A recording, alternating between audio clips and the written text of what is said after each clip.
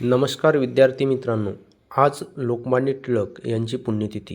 त्यानिमित्त आपण लोकमान्य टिळक यांच्या टिळकांची कामगिरी बघणार आहोत. 1856 ते 1920पर्यंत लोकमान्य टिळकांची कामगिरी अतिशय महत्त्वाची आहे. त्यांचा जन्म 23 जुलै 1856 चिखली, जिल्हा रत्नागिरी येथे झाला. सर्वप्रथम त्यांनी 1881मध्ये केसरी मराठीमधून तर मराठा इंग्रजी या भाषेतून वर्तमानपत्रे काढली. 1880ला न्यू इंग्लिश स्कूलची स्थापना केली. 1884मध्ये डेक्कन एज्युकेशन सोसायटीची स्थापना केली. 1893 सार्वजनिक गणेशोत्सव यास प्रारंभ केला. 1895 शिवजयंती साजरी करण्यास सुरुवात केली.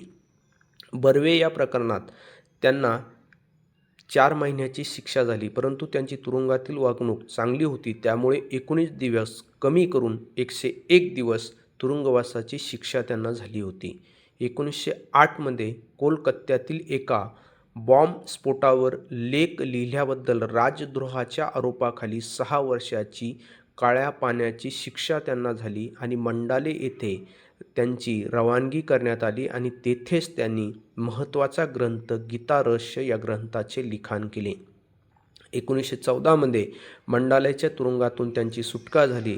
1916मध्ये लखनौ अधिवेशनात मवाळ व जहालांना एकत्र आणण्यासाठी प्रयत्न यशस्वी झाला. 1920मध्ये काँग्रेस अंतर्गत काँग्रेस लोकशाही पक्ष टिळकांनी स्थापन केला. त्यानंतर 1920मध्ये म्हणजे 1 ऑगस्ट टिळकांचा मृत्यू झाला आणि भारतीय असंतोषाचे जनक असे व्हॅलेंटाईन चिरोल यांनी टिळकांना म्हणत श्रद्धांजली अर्पण केली. सांगण्याचं तात्पर्य असं की लोकमान्य टिळक यांचा राष्ट्रीय सभेवरती 1885 पासून एक वेगळ्या प्रकारचा दबदबा होता. लोकमान्य टिळक हे जहालमतवादी आक्रमक स्वरूपाचे नेते होते.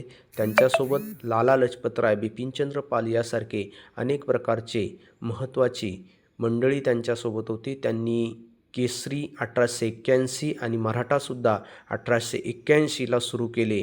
1880ला न्यू इंग्लिश स्कूलची पुण्यामध्ये स्थापना केली.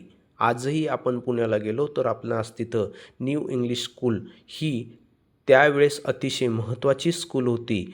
1884मध्ये डेक्कन एज्युकेशन सोसायटीची स्थापना केली. 1893मध्ये सार्वजनिक गणेशोत्सवास प्रारंभ केला. त्यानंतर 1895मध्ये शिवजयंतीसुद्धा सुरू करण्यास सुरुवात केली. बर्वे प्रकरणामध्ये त्यांना 101 दिवसाची तुरुंगवासाची शिक्षासुद्धा झाली आणि त्यांनी जो निबंध लिहिला 101 डोंगरीच्या तुरुंगातील, तो सुद्धा अतिशय महत्त्वाचा आहे. 1908मध्ये कोलकात्यातील एका बॉम्बस्फोटावर त्यांनी